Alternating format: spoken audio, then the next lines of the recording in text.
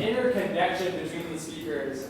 So Ben, I was telling you guys earlier, he had that meetup. And so I actually met Clark at that meetup. And Matt. Did I meet anyone else at that meetup? Alright, just those two. But what do I want to say about Clark?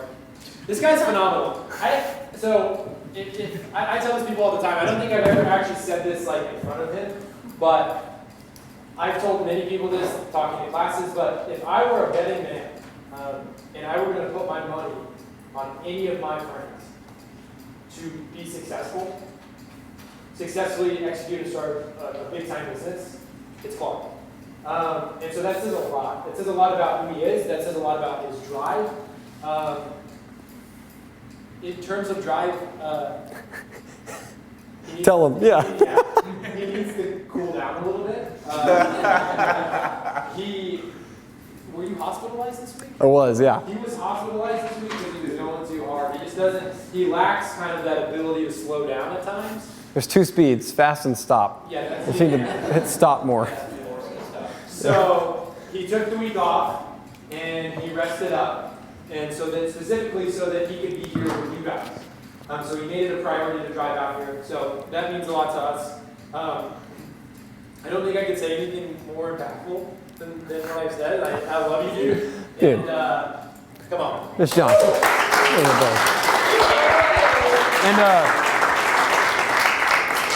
So I'm really happy to be here again speaking, and I helped Mitch with the first camp, and can't believe I was invited back to give this talk again. So it was funny.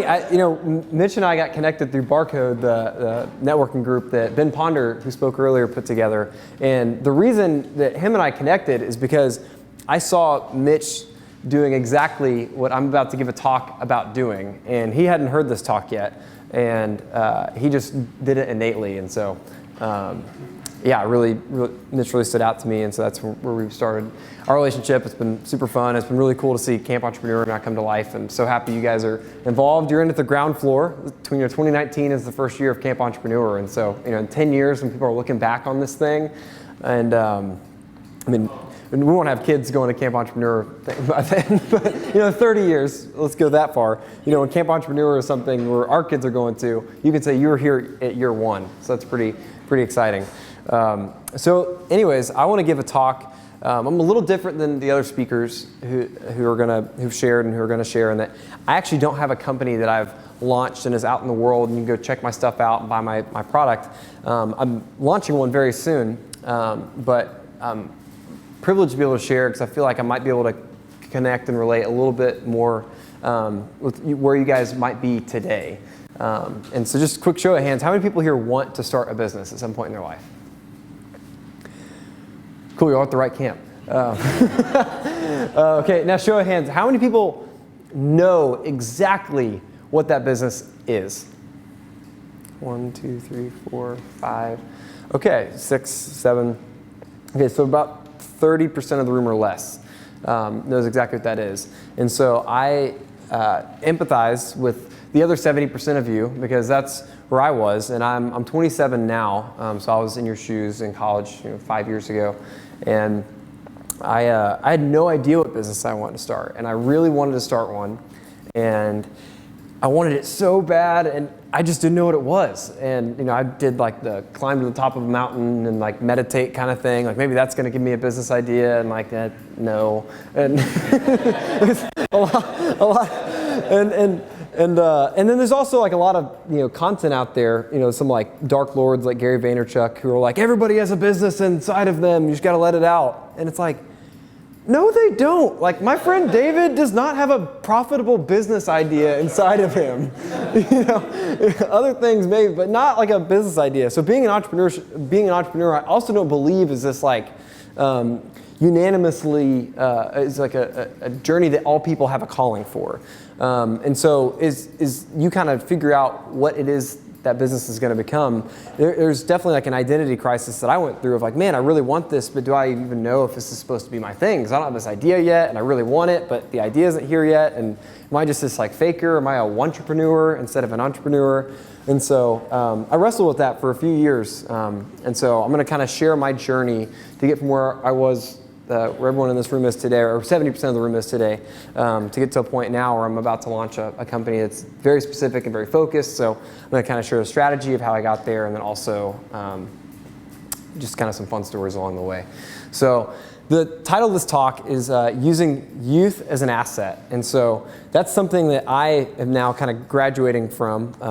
I'm 27, so some people will still kind of take my call. I'm like, oh, he's a young guy looking for help. I want to help him. But the truth is, there's no more precious time to ask for help than when you are 22, 23 years old, just getting out of college. Because especially if you move to a new city, when you reach out to anybody that you want to meet, maybe somebody you're looking up to, somebody you maybe like to work for one day, somebody you maybe want as a mentor, future customer, future investor, whatever it may be, you have the highest likelihood of getting a response to a request for help when you are young, fresh out of college, and new to a city. And I mean, I'll just, Matt, if you're going to get a cold email from somebody, I know that's never happened before, but Matt runs a really cool company called Smartish. So anyways, so with that, he never gets cold emails from anybody. Nobody's ever reaching out. And never. But Matt, so if you get an email from somebody, say they're like 35 and they're looking for a career change, and, versus somebody who's like 22 and is trying to figure out their calling, who are you more likely going to get coffee with? You want to help a young person. Yeah, it just, not that it's right. It's just, there's some innate nature to you. Like, you know what, let me help. I really want to help somehow. There's a reason why I'm here as well. Doing kind of, let me help somebody guide them along. And if they're further along in this, if they're 45 years old, and like, I was thinking about trying to figure out my career. You're like, you're 45, man. Like, Yeah. what's going on? I don't know, if, like, you have it figured out by now. I don't know if my time's going to help you out, but a younger person can be like, oh, you know what, they are. I'm thinking, I wish I was that curious and like that when I was that young. I didn't know to ask for help. I didn't know that I could ask for help, and I wish I would have. Yeah, and especially when you're 22, 23, 24, because this is the most important point of the talk, is this precious time window that you guys are in is the time window in which you are most likely to receive help that you ask for. And so my challenge to everybody with this talk is to don't waste that precious time. Don't be afraid to reach out and ask for help when you are in this life stage, because you are more likely to receive help than at any other time in your life. And so here's my story of kind of how I've used that strategy to kind of get to where I am in launching a business soon. So quickly, my story. So I used to be, I was a musician full-time for a few years, paid the bills for about 4 years doing that. And I was 17 to 21. I quit my job making pizzas because I could pay my bills and fill my gas tank playing concerts. And so I did that for a few years. And then at 21, I was on a tour with a band and thought we had made it because we had there's a music festival and there's 50,000 people outside, and there's a masseuse back there giving everyone massages and free food, free drinks, and we'd made it, and we were the very bottom billing band at this festival, but we're in the same green room with these big billed bands, and I realized no one was really happy. Nobody wanted to be there. I'm 21 and high-fiving everybody. There's a masseuse here. Are you kidding me? This is awesome. But other people just, when they were jaded, because the truth is they would have been doing that for 15 years to get to that point, and it was work, and they had to kiss their wife and kids goodbye for 9 months a year to maybe pull home 20, 30 grand, and I just knew for me, it was cool being 21 to do that, but when I was 31, that was going to be a challenge, and that was going to be a conflict for me. So then I started looking and, okay, what am I going to do now? Because I put all my eggs in the basket of being a full-time musician, and so then I didn't put all my eggs in the basket because I was going to college as well. And so I double majored in finance and entrepreneurship at Baylor. Again, because I had no idea what I wanted to do. I knew I wanted to start a business, so entrepreneurship, that sounds cool, but no idea what it was. So my parents forced me to get a finance degree too. So you're not going to get an entrepreneurship degree because that's not going to get you a job. And so I asked entrepreneurs, what's the one skill, if you could go back and get any skill, if you're my age, what would it be? And it was invariably sales. They said, if you're an entrepreneur, you're going to have to get customers, you're going to have to get employees, maybe investors. Every piece of this business is of putting one together is inviting other people along on the journey, and you're going to have to convince them to do it and say yes and hop on your bus. And so I took their advice and started working in sales. So I did an internship at Keller Williams briefly, and I got that internship because I was a full-time musician. So another side nugget, like always do the things you're passionate about, even if it's not the forever thing. Like for me, music was passionate about it. Turned out it wasn't the forever thing, but because I was a musician, the employer I ended up working for loved that. And so I got the job over everybody else. I didn't have the best grades, but because I had this touring musician background, he hired me. So I get this internship working directly for a guy in Austin. His name's Gary Keller. He's the founder of Keller Williams Realty. So it's a really large real estate agency, and he's written a couple books. One book called The One Thing in particular. I don't know if y'all have ever read that book. So I met him through Baylor. He loves music, hired me because I was a musician, and then worked in sales for him. Didn't want to be a realtor when I graduated from college, and so I worked at Oracle briefly. It's a big tech company doing software sales, and then Gary actually asked me to come work for him again, the real estate guy, to work on a project called All ATX. Basically, he wanted to start a music festival. I had some sales experience. I really wanted to build something. I didn't know what that thing was. He said, hey, I'll just teach you how to build something on my dime. It's in music. That's what your background's in. And then if it works, then I'll help you fund and advise whatever company you want to start. And so that's kind of, I worked for him for about 3 years. I took his concert that he put together. He was doing about $75,000 a year in revenue, about $125,000 in expenses. So that math is negative 50 grand. And grew that to a little over $500,000 in sales, which is kind of a target that he and I had agreed upon, that if I hit that, I could basically stay in that job forever and run that if I wanted to, or I could go start my own thing and he'd give me some financial runway to make that happen. And so did that and hit the $500,000 after about 2.5 years of aggressively pedal to the metal. And then now I'm going into Golden Ratio, launching a new kind of coffee called Gold Brew, and I'll share how I got there. But that's kind of my story: musician to working in sales to the music festival, now on somebody else's dollar, to now a venture of my own on my own dollar. So that's me and Gary.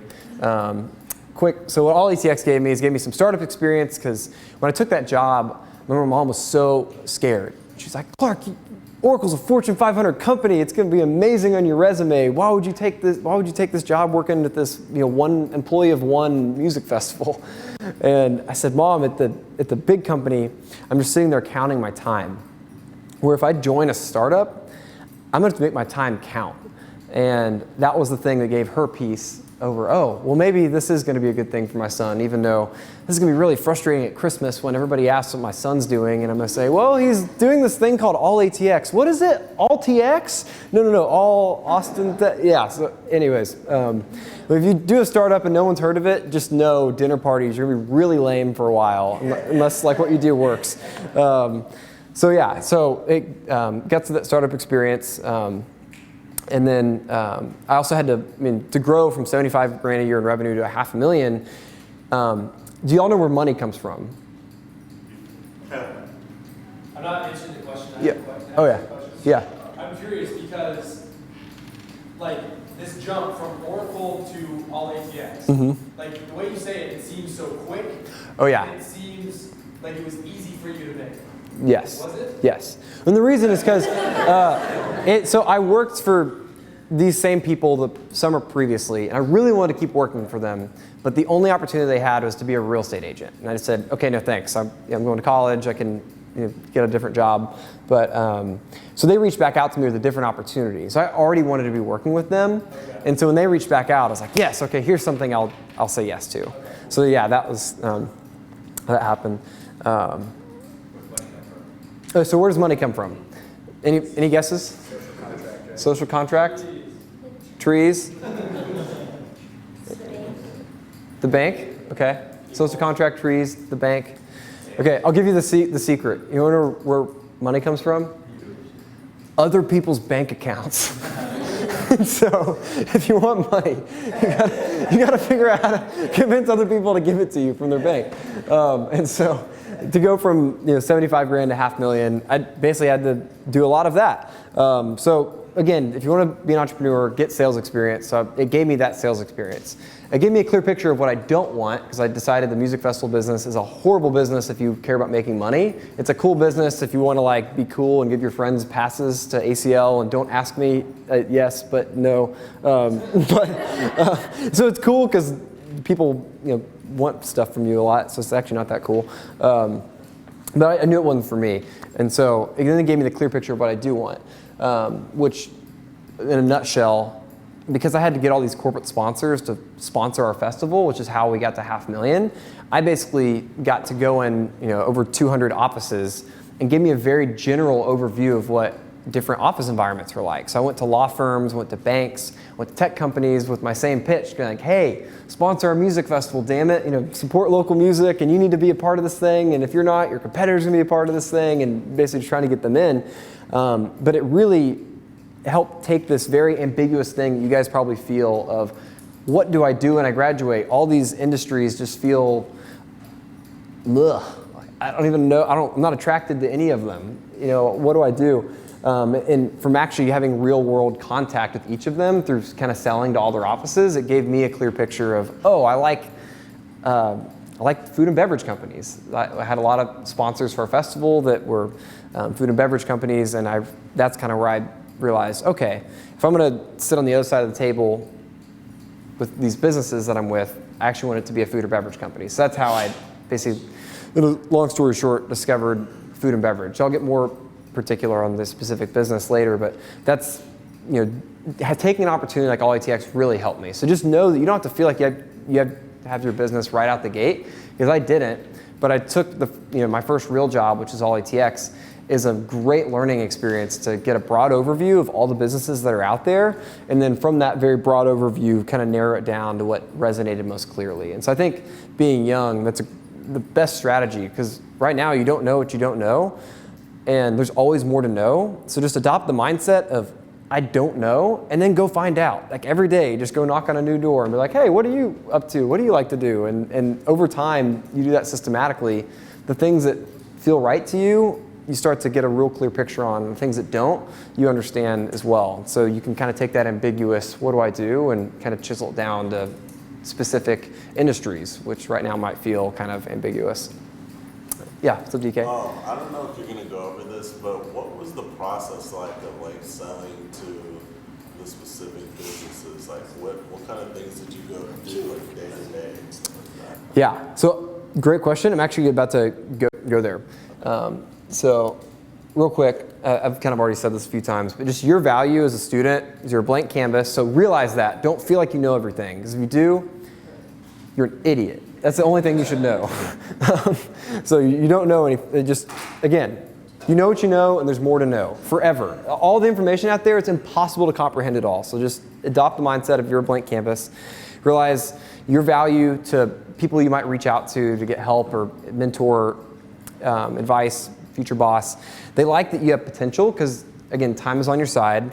They like that you're ambitious, you're reaching out, and that you're not where you want to be yet. And so those are something that if, say, one day I'm in a position where maybe I could hire somebody in this room and y'all wanted to work for me, then if you reached out, the thing that I would be thinking about, this is why I want to reach out back to Nico from him reaching out to me, is because Nico has potential. He's young, he's out of college, he's got ambition, he's reaching out, and he's not where he wants to be yet. Maybe I can help him get to where he wants to be. And that's in all of our DNA. We want to give back, we want to help other people. And if you put the people you want to aspire to be like, if you put them in a situation to help you, realize it's not like being needy. You're actually providing value to them because they want to go to bed at night feeling like they made someone's life better. And so if you're reaching out for help, you're actually putting them in a position to do something they want to do. So y'all kind of following along?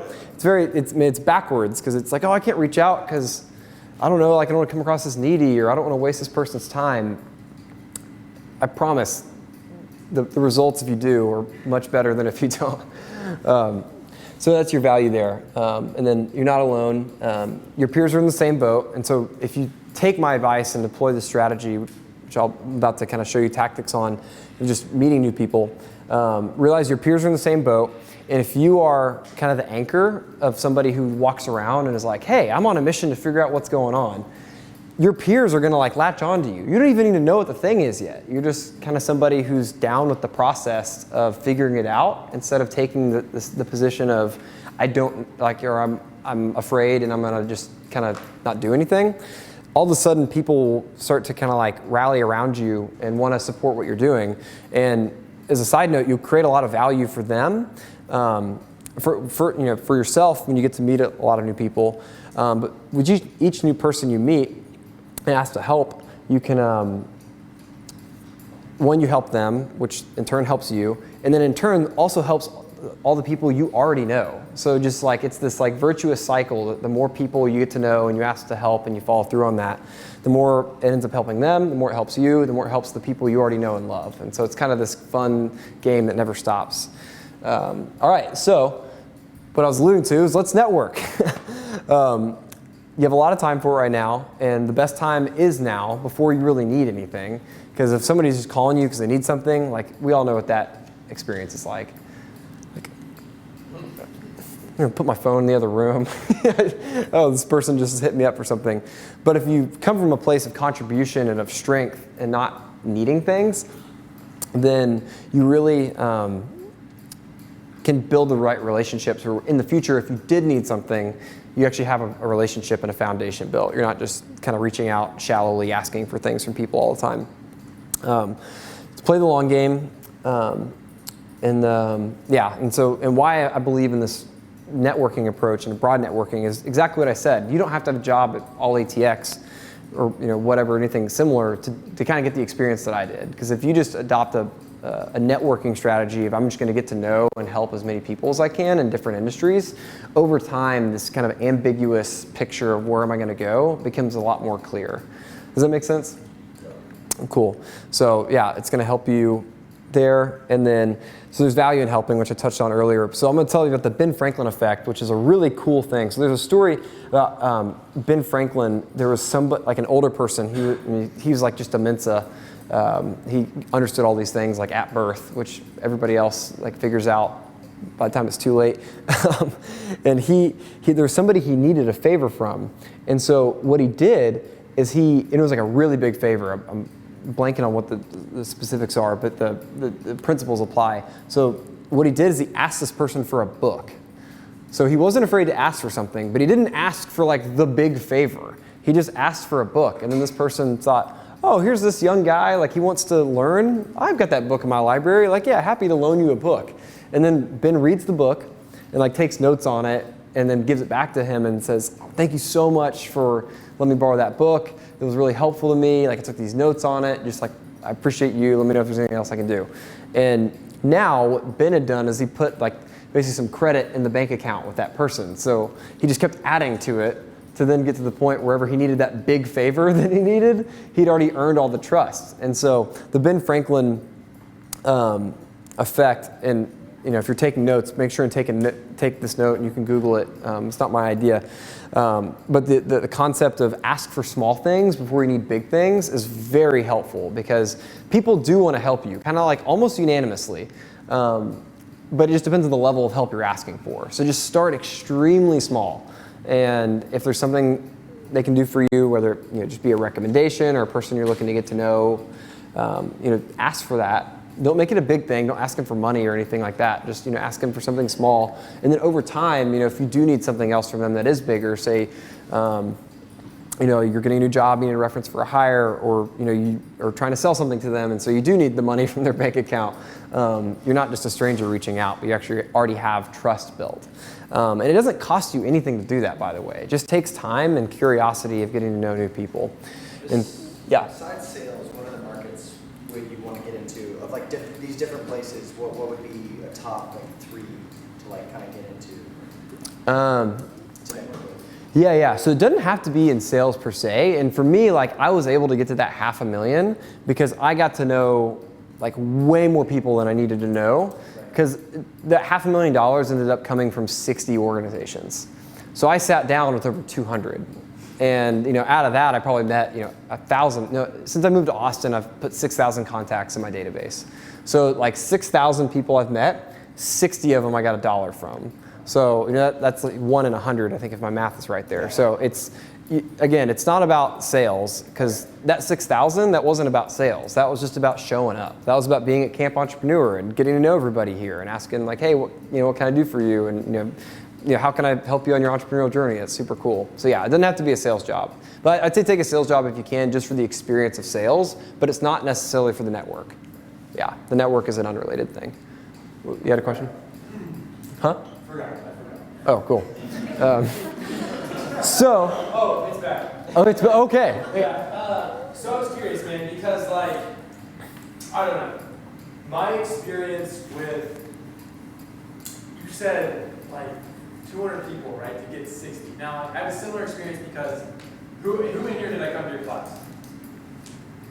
Okay, so a fair amount of people, right? So I probably talked to 25 classes to get this many people to come, right?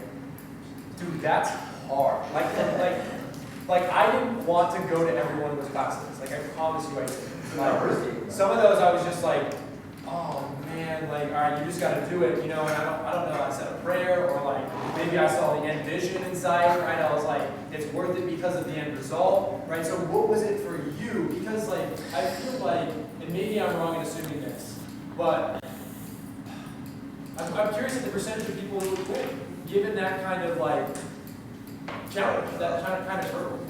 So what was it in you? Did you tell yourself something? What were you to meet so many people or whatever, or to get the 500,000 or keep going because you got oh yeah, 140 no's. Mm-hmm. Yeah. Well, I needed those 60 yeses, so you just keep going. I was fired. So that was a lot of motivation, and in working with Gary Keller, that was a lot of incentive in itself, because he's kind of like a second father figure to me. Like it was a weird relationship, because he's like my second dad plus like boss plus like business mentor, and so like that combination was like pretty twisted. It's like why I got a therapist pretty early on in the journey, just because it's like a lot of emotional weight, because I really didn't want to let him down, and so that was a lot of incentive to not stop. Yeah. Just so people know, Gary Keller is like a millionaire real estate investor, right? Mogul. He's done well, yeah. Yeah. Yeah. The long game, because this past summer, I was doing an internship with Vivid Smart Home as a door-to-door salesman, so I can relate to the sales of getting literally 100 no's in one day just to look for that one yes. So is that what you described as like the long game, or how would you? Yeah. So playing the long game is you're not being short-sighted. So a lot of people will, all right, well, I'll do this for you, but only if you do this for me. And that's short-sighted thinking. And so when I say play the long game, what's your name? Jacob. It's like, Jacob, hey, I got this camp I help out with. It's called Camp Entrepreneur. I really need help getting like the word out. Would you be willing to like help us out and get the word out? Yeah, sure. Yeah? Thank you so much. Really appreciate that. Now for you've just earned some credibility points at Clark. So now if you ask a favor of me, I'm more likely to say yes to that because of what you're doing. If you don't ask me something and you just say, of course, like I'm gonna help out, and you help out, all of a sudden your credibility points and like our little like relationship bank account just like tripled. Because, this person's not just like a shark out there like just looking for what he can get from other people. He's playing the long game. He's just in it to help. And then if Jacob calls me, I'm gonna know, okay, he's got integrity, he followed through on what he said he was gonna do, he didn't want anything in return. This is exactly the kind of person you wanna live your life with, right? Who wants to live your life with sharks? I don't. So, I mean, if y'all do, that's cool. I know I don't. So that's what I mean by playing the long game. So really it's helping people without an immediate agenda. And over time it compounds and you're like, whoa, this is weird. I've got 6,000 people I've met and over 500 of them, if I need a small thing, like they'll say yes, like just on an email. Like that ends up being pretty powerful when you just don't stop. Cool. Yeah. Yeah, and so now I'm going to kind of get into, so with all ATX to get that $500,000, I really need to get in front of the CEOs of a lot of companies, or like the head decision maker, depending on the size of the company. And so I had to get really creative because, again, I was in y'all's shoes. I'm like 23, 24. I'm not supposed to be talking to people who are like 55 and make millions of dollars a year. Like other like really smart, experienced people should do that. And so I had that kind of self-doubt, and I had to overcome it and realize I don't have a choice. I'm gonna get fired from this job unless I get over this. But at the same time, I was not the only person reaching out, needing some attention. And so I did some fun. I had some fun getting in contact. And I'll just here's just a few stories that helped me kind of get past this. Like, hey, I'm a stranger, and I really look up to you, and I want to talk to you. And so when I was working at Oracle, I needed to get on the phone with the VP of marketing at MasterCard. Ever heard of MasterCard? So again, I'm 22, fresh out of college. I'm trying to sell marketing software, like the most boring thing, maybe other than like accounting software. But so his name was Ben Jankowitz, and I looked online, and he had a Twitter, and he loved football, and he kept tweeting like, I see goalposts, and he'd just like take a picture of random things that looked like goalposts. So I sent him an email with a subject line, I see goalposts. And then this is him, I printed off his face on the internet, put it on like a football player, MasterCard in the end zone, MasterCard 100, Visa 0, VIP, Ben Jankowitz, with the Oracle score or the goalpost. I'd emailed this guy 50 times. He never responded to an email. I sent him this. He emails me back in 5 minutes. He's like, this is freaking hilarious. I'm in Europe right now, but let's set up a call and I'm back. And then I left Oracle, so I never had that call. But it's a good story of like, it's a good story of, you feel like you can't get a hold of these people. No, be creative. Like, you have more in you than that. Don't just accept like, oh, well, nobody cares. Like, no, damn it, care about yourself. You're not gonna bet on you, nobody else will. Second, so this is a fun one. So Silicon Labs, the second largest publicly traded company in Austin. They make semiconductors, and their CEO, his name's Tyson. This is his face. This is my body. I want to get a hold of him. Again, he's busy. He's like the second or first highest paid executive in the city of Austin.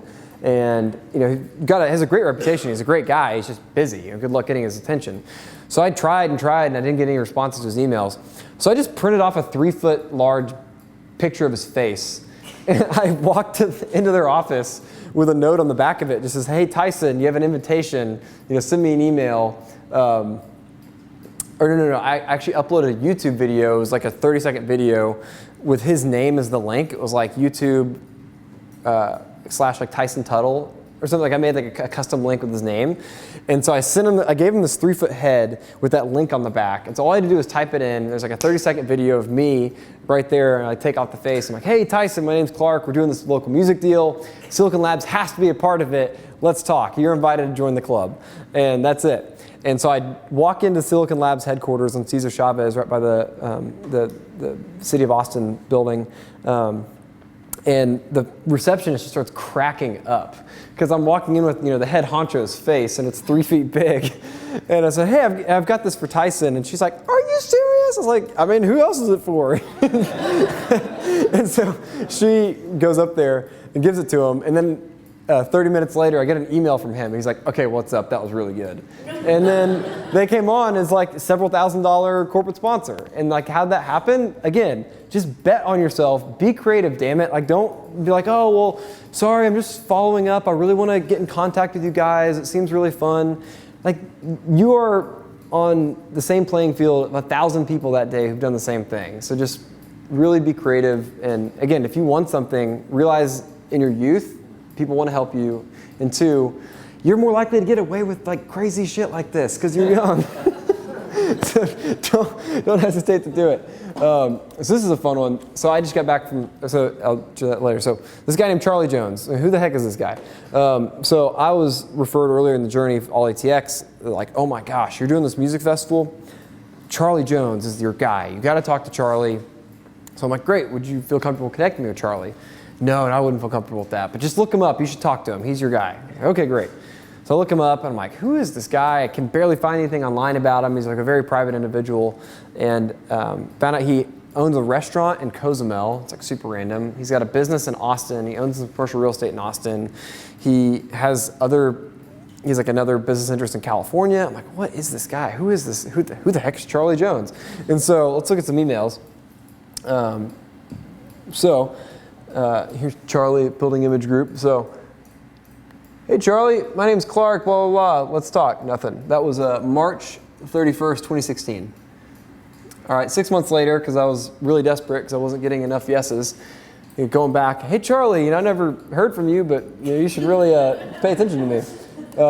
2 months later, nothing. Another month later, nothing. Another month later, nothing. Another month later, nothing. Another month later, nothing. And I sent nothing like 3 times or replied to the same email. More time goes on. Goodbye, nothing. So now we're May 17th, 2017. This is now 14 months after the first time I emailed him. There's like 9 emails in. So I, again, desperate for these yeses, saw he owned a restaurant in Cozumel. I was like, you know what? Why not? So I wrote him a theme song for his restaurant because I didn't see they had one, and they need one, duh.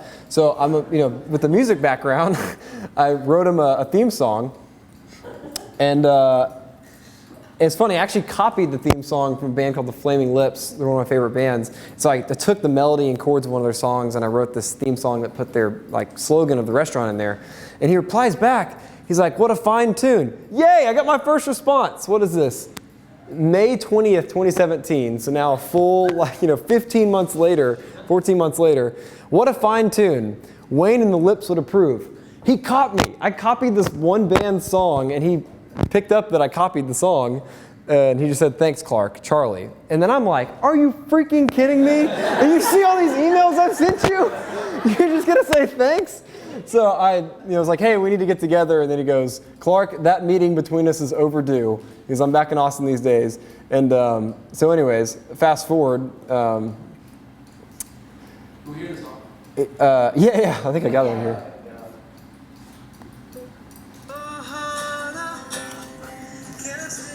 It's called Cafe Ohana. Cafe Ohana, can I stay for longer?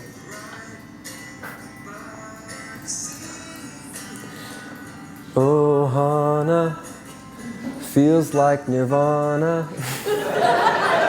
It's the perfect place to be. 'Cause good food, there's music and people makes a great time. Going to Ohana Cafe is always worth your dime.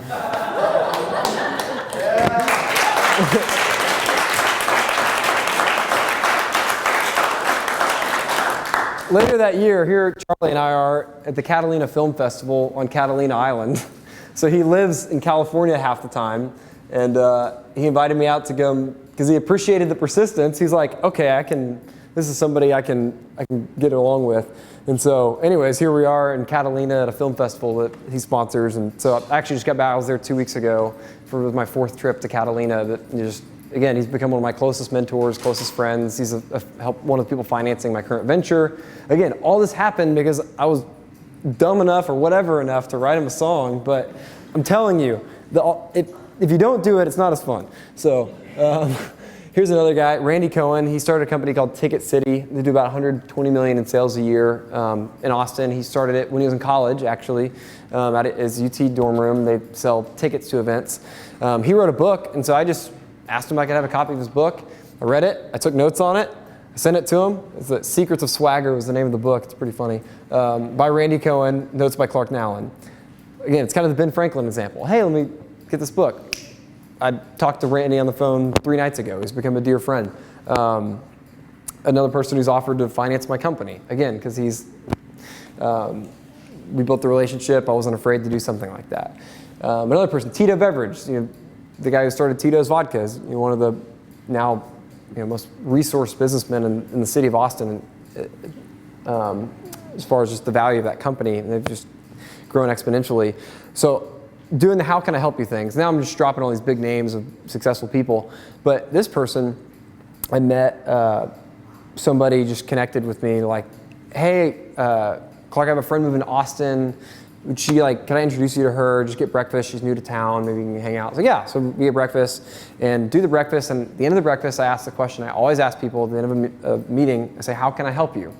And she says, well, like, I'm just really looking to get acquainted to Austin. I was like, great, I've got some girlfriends and you should meet them and like, blah, blah. And then she asked me the same question, how can I help you? And I said, well, I'm actually looking to get to know somebody at Tito's because, again, I'm trying to get them to sponsor a music festival. And do you know anybody that happens to work there? And she's like, well, actually, yeah. Like, I have a friend who works at Tito's. Like, let me see if they'd be interested.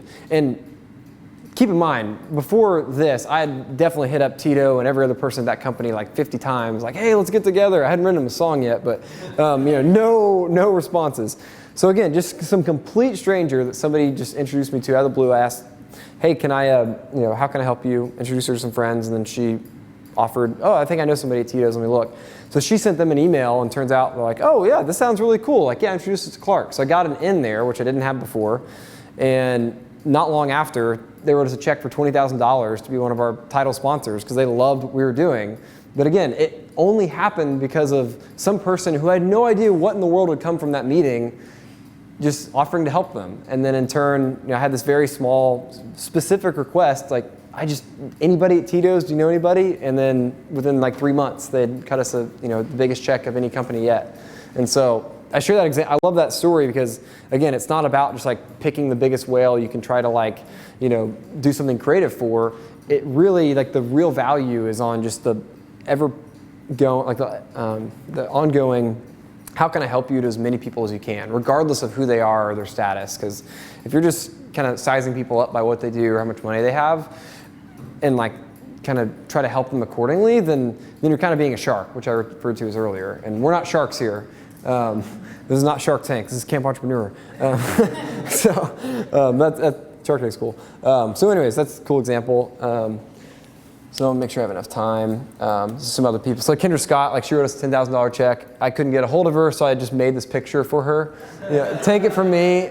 Music is the crown jewel of Austin, and I'm proud to keep it shining with all ATX. Kendra Scott with this cowboy hat that was our logo. And and she loved it. They sent it to her. She forwarded it on. Got a meeting with somebody there. There was a $10,000 check. Another person Matt, Clayton Christopher, same thing. He became one of our biggest partners. He's a big food and beverage investor in Austin. And anyways, I just made him this. It's like, hey, the best investment I ever made was in our musicians. My quote that I put in his mouth, on a picture. But it worked. And now Clayton and I, we talk somewhat regularly now. And he's become another mentor to me. So again, just don't be afraid to reach out to these people that you Kendra Scott, if that's somebody you look up to.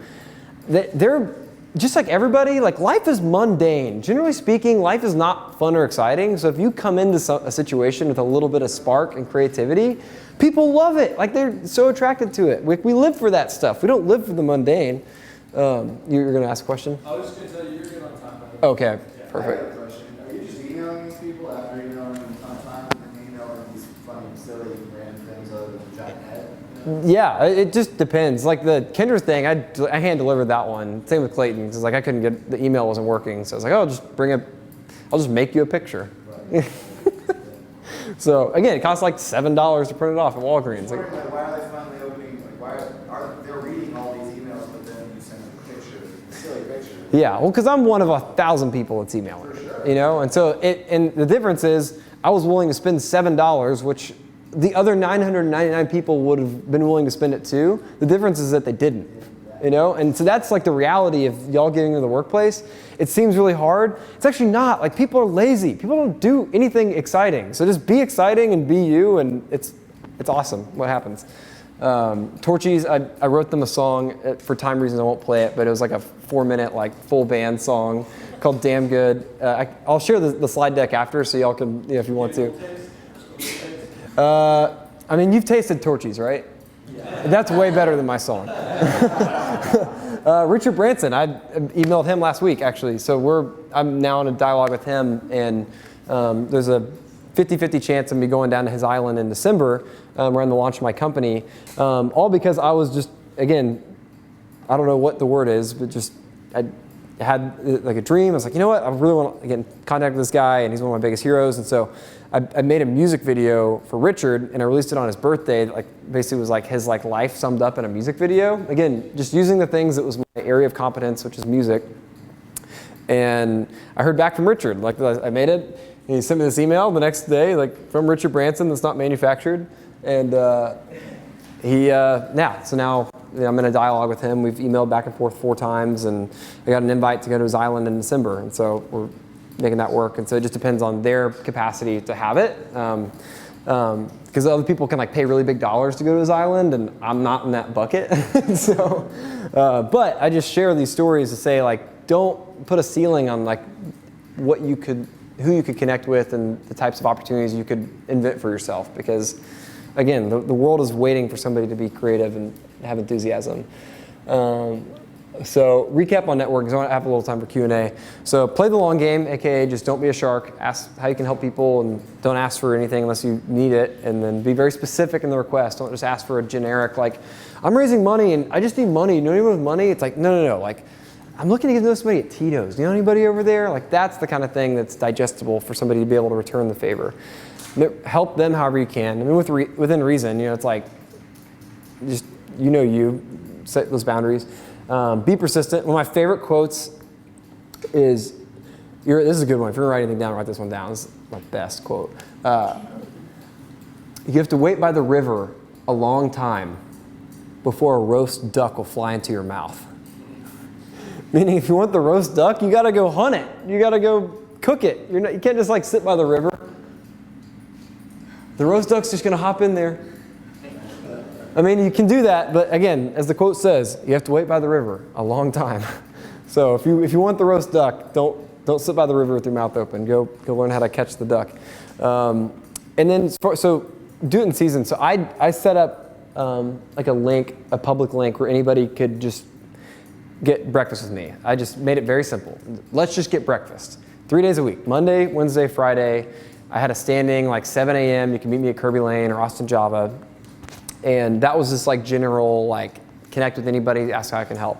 And that's how, like the person who got me into Tito's, that was one of those meetings.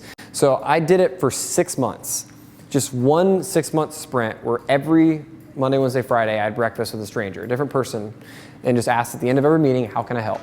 And I haven't turned that link back on yet because I'm still dealing with the chaos of doing that for 6 months. I'm serious. So yeah, what's that? 6 times 4 is 24 times 3, so it's 72 people. So that basically met with 72 people over the course of 6 months. And was that a one-on-one meeting or? Yeah, it was all one-on-ones. Okay. And just anybody. Like there are some like really like boogers you can't flick kind of people I like sat down with who, yeah, it was bad. But it's like, it's like you flick it, it gets on one finger, then you like flick it, gets on the other finger. It's like, oh, I can't get this.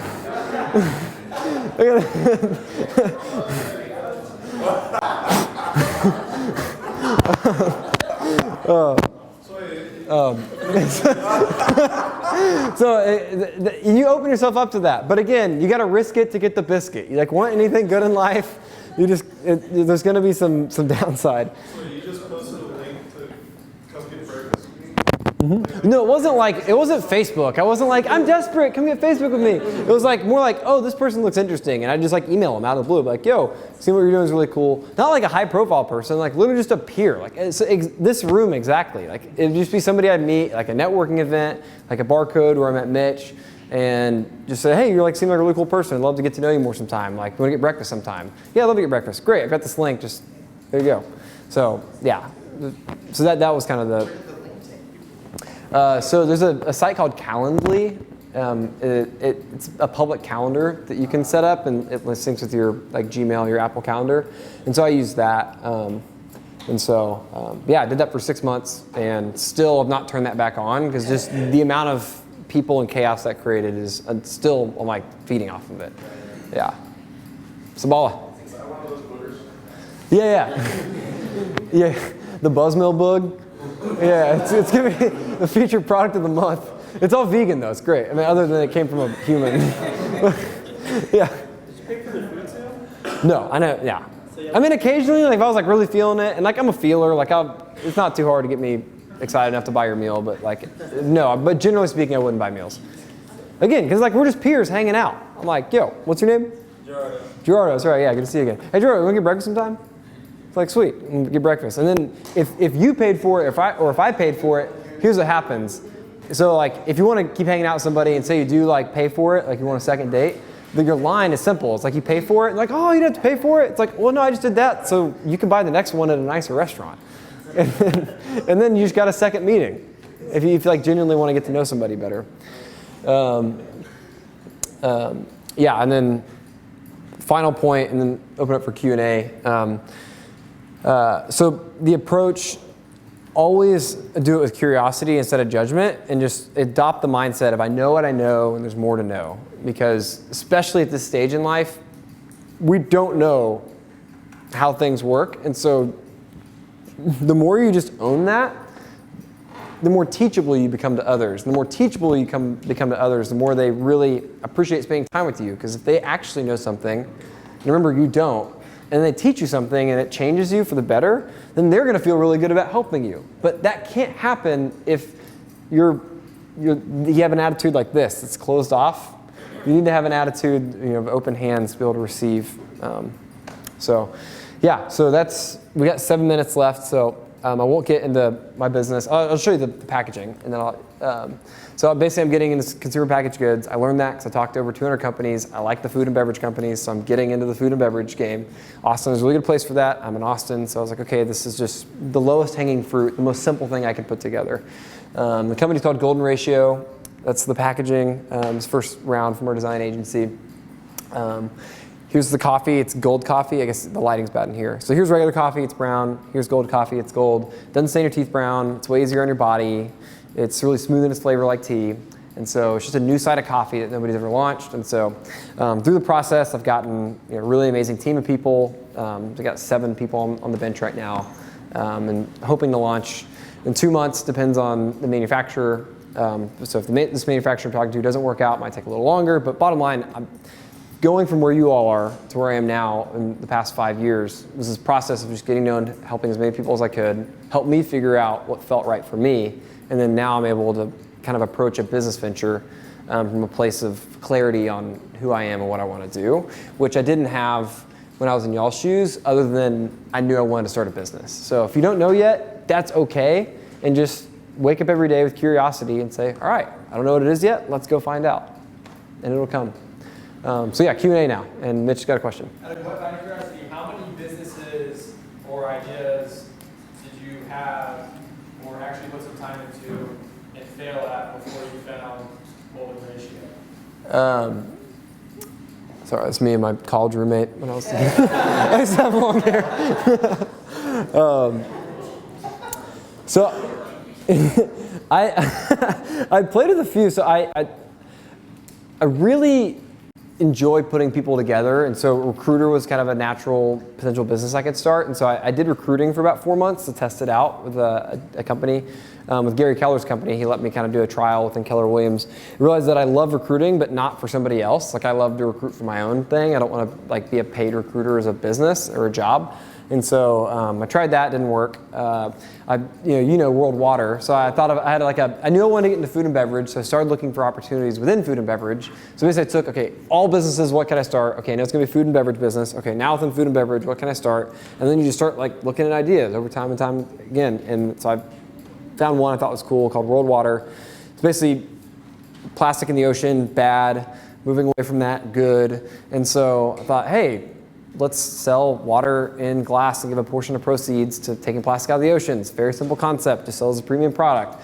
Started launching that, realized that was a really bad business to start, but I got on shelves. Like I went all the way from like idea to actually getting on shelves. Realized it wasn't for me. I spent a couple grand. Ouch, I lost that money, but it's fine because I learned not to start that business, and then it led me to the one I'm starting now, which I now have sunk like tens of thousands of dollars into it. So, hopefully this one does work because it's a much bigger sting. But yeah, again, you got to risk it to get the biscuit. So if you're not willing to like test things, even if it's just like $100, then like you're not ready to be an entrepreneur because like you're gonna have to try things that don't work. And if you're not willing to put $100 on the line that doesn't work, like I'm sorry, I just don't know how you could ever start a business and like make that happen. Would you agree with that, Matt? Yeah. Okay. You lost $100 on your. Yeah. Cool. Other Q&A. Yeah.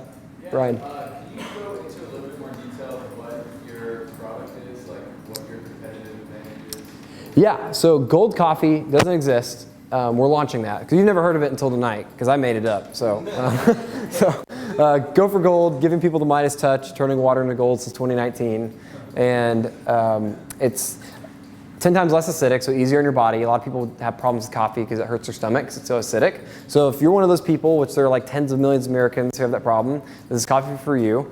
If you're one of the 68% of people who drink coffee and put cream or sugar in it because you don't like the flavor, then now you have the opportunity to not turn your morning routine into a dumpster fire for your health. Because coffee is basically nutritionless. It's kind of this gift. Like, it doesn't really have calories. It's just like, it's a free gift from the heavens. And then people take this free gift and they turn it into something from Hades by putting a bunch of cream and sugar. So, and it's simply because they don't like the taste. The coffee's too bitter for them. So I have a coffee that's smooth. So it tastes like you're drinking tea. So that way it's better for your health. So like those two propositions are the main ones that we're hoping to convert, a couple million customers. And if we do that, it's like the business is amazing and that's all we need to do. But it's not cold brew. So we're actually launching with a cold brew product. So we're selling pods that you can turn into cold brew yourself. It's just like a DIY system. Just drop this bag into water, go to sleep, wake up, you turn water into gold. And that's the first product. We'll have K-cups and everything else in time, but Okay, yeah. Because I'm slightly a coffee snob, so I was asking. Oh, yeah. How it was made. Yeah. So it's a super light roast. That's why the color is gold. It's not brown. We don't cook it until it's burnt. We cook it until it looks like a toasted peanut, and then we grind it up and make coffee the same way. The coffee grinders have trouble with it is the Buzzmill knows. So the Buzzmill is actually got it on at the store. It's the only place that's on sale right now. So thank you for having it. I hope it's also been good for you. Good. I just want to say I've had some at the Buzzmill. It is like really good. Thank you. I've tried it too. I haven't drank coffee. It's good. Oh, thank you. I don't add any coffee. I hate coffee. Yeah. So going back to the booger you can't flip, is that because they weren't really bringing anything to the table? Were they just there to kind of like, they're more or less wasting their time? Yeah, I mean, everybody has an agenda, right? It's like everybody needs something from other people. It's just, again, we weren't made to do this alone. So it's not bad inherently. But the sharks are the people that just, there's no real connection going on. They're just trying to close you on something, and then they just don't leave. It's like, I'm trying to sell you life insurance. What's your name? Jacob. Jacob. It's like, dude, I got this policy. You need it, man. You really need this policy. Dude, I'm good. Like, I'm gonna run away. And then like, I would leave, and then like, the next day you call me, like, dude, this policy, like, what if you get by a bus, man? Like, oh my gosh, like now I really never want to buy anything from you. And then like, they just don't go away. You know what I'm talking about, Matt? Like, Yes, I got it. A lot of that. yeah, and there's nothing you can do. I mean, I'm guilty of it too. I mean, you saw my emails I sent this guy I was trying to get a hold of. But at least like, I don't know, I feel like I was like, respectful with it and tried to be creative opposed to just like trying to be like controlling. It was very different strategies. Sabala. I'll piggyback on that. I do somewhat a similar thing that Clark does. Like I meet someone almost every morning at the Buzzmill, whether it be a fellow peer, someone that's with John Mackey, Mitchell, scholarship students. So how many of you? He just name dropped the founder and CEO of Whole Foods, by the way. Like, yeah. So what I'm getting at is you can tell very quickly when you're having those meetings with those people if they're there just to smash and grab. And that's the thing where you can typically, I'm trying to get this out to y'all as a fact, is you can skim me one time. You can shear me like a sheep for the rest of your life. Like if you come into the meeting and you just take what you can from it, but like what he's telling you about adding value is so important. So don't be that booger that won't put out. Like come with something, you just have to be, well, how can I help you at the end of it? Like you can get all your questions answered, but just feel like something that you can give back because same thing, I meet someone almost every single day, and I know within 10 minutes this person is simply just trying to get as much out of me as possible, and there's no value. So those are terrible needs to have. Totally. And there's no way to avoid it if you're gonna like open yourself up to meet with people. And that's fine. Like let them be boogers. You get to sleep better at night because you're not. Like, you know, just don't become one yourself. And if they're annoying, like, you just get thicker skin and realize some people just, I don't know, they're boogers. What's up, Austin? So how can I help you? How can you help me? Yeah. So with what school do you go to? I go to Texas State. Texas State. So we've got an amazing man here, Seth. Where's Seth? So Seth is leading the charge with Brew Bike at Texas State, and help Seth with Brew Bike because Clark and Brew Bike are talking about something with golden ratio and gold coffee. And so actually, like, legitimately, it would be helpful because the more successful they are, the more of an opportunity golden ratio might have to introduce gold brew to college campuses, which is a really good place to introduce new beverage products. So yeah, thank you for asking. How can I help you? I don't know. Give me that guy's contact information. Cool. My phone's right there, but I'll give it to you after. I was just gonna ask you, like, mindset-wise, when you're going, like, doing all these kind of like out-of-the-box things, like going into the office with that head, like, what kind of mindset things do you have to tell yourself you can just push through insecurity or like being really vulnerable? Yeah, good question. So it takes a while to get used to it. As far as if you're sitting down with, say, maybe somebody senior, like somebody you want to like maybe work for one day, or like a mentor, somebody's ahead of the journey in you. There's naturally some nervousness that comes with that.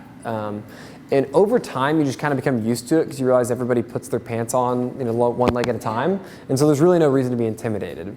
That for me came just with sheer experience. Like I couldn't really, I tried to talk myself into it and like give myself like mantras or to go to the top of a mountain and meditate. It's like that just, maybe that helped like 2%, but like the truth is just time on task over time, just meeting with more people helped me get comfortable with sitting down with people. And now it's like I can sit down with anybody. Like if I get to go hang out with Richard Branson in December, like I'm not gonna be like, hey, Sir Richard, you know, because you just meet enough people.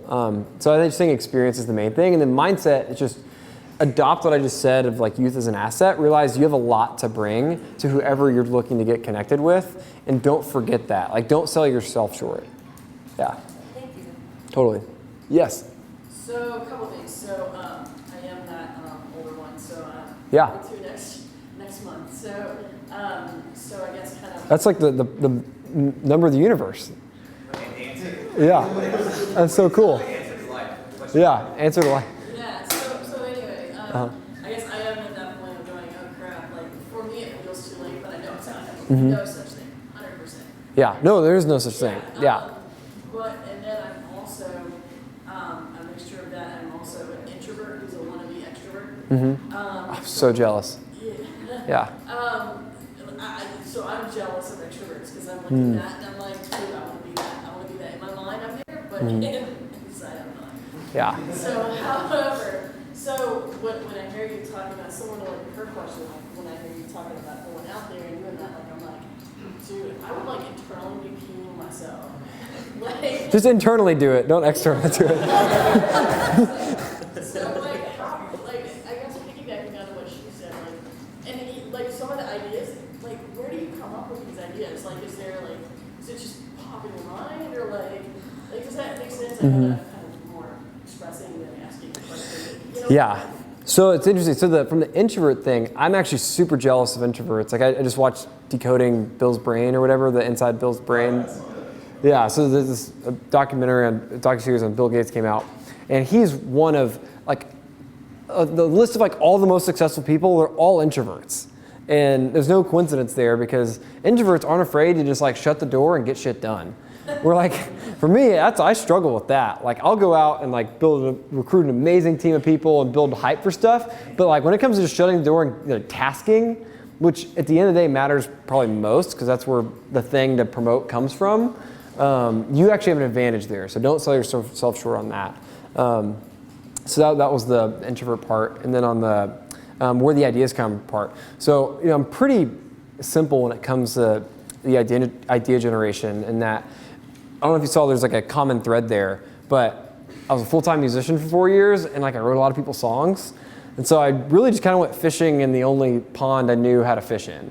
And so I wasn't trying to do something that I wasn't capable of doing. I just kind of relied back on experiences I had. And if I was an athlete, maybe I'd like make some cool like athlete video.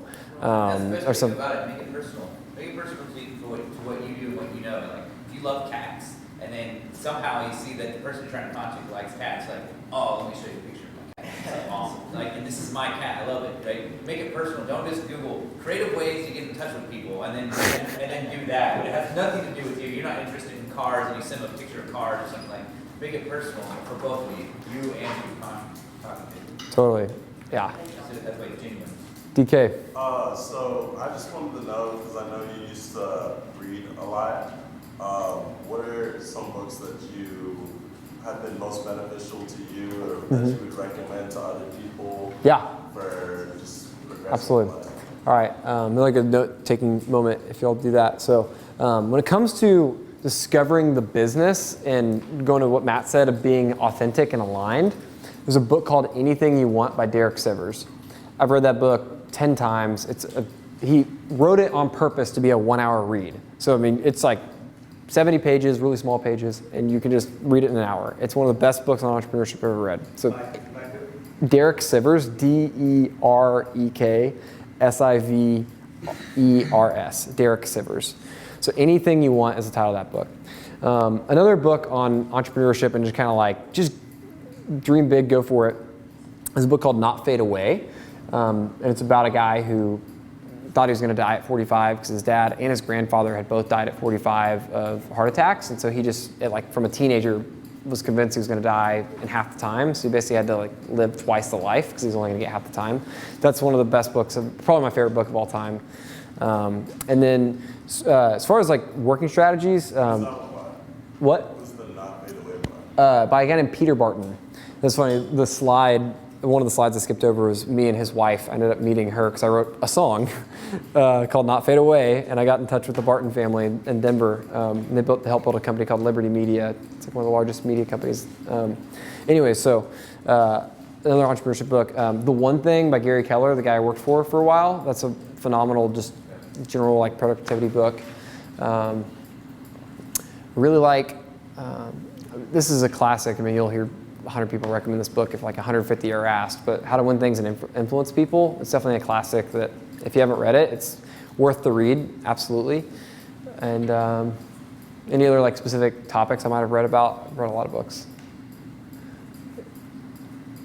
DK, any specific book or area? Are you asking that? Yeah, is there any a specific, because I've just there's all sorts of different areas of business. I'm curious if there's a certain area you're looking for. No, I'm open to reading anything. Cool. Well, those 4 I gave, great start. Yeah. Can you say that last one more time?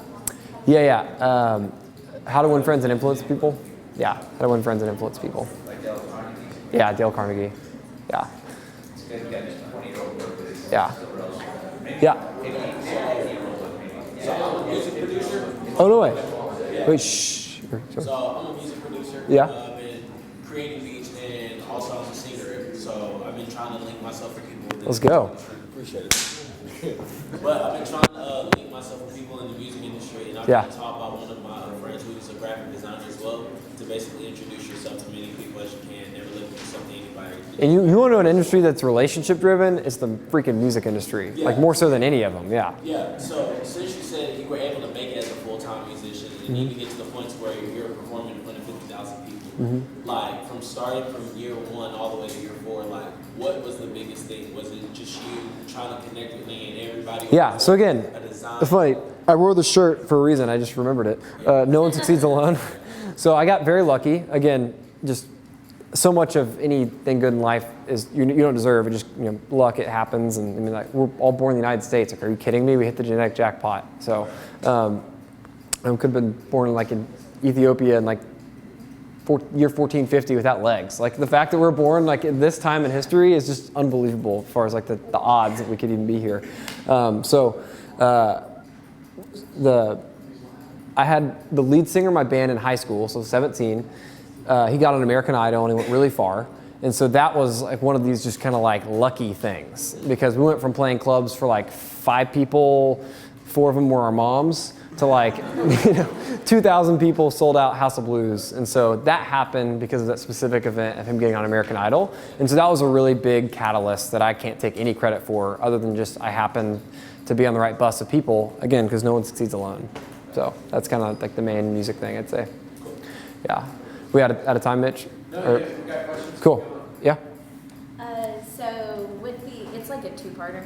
So Okay. when you run those ideas through your head, do you like verify with someone else before you go ahead and just do that? Like, Yeah, I mean,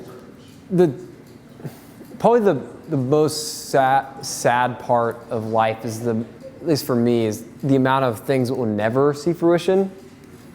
Like there's all the potential things that could have been that never materialize, which is like 98% of the things. And so with that, yes, there's a lot more like ideas that never happen because smarter people said you're crazy, or I just was too lazy to do. But yeah, I mean the right things ultimately, like I feel like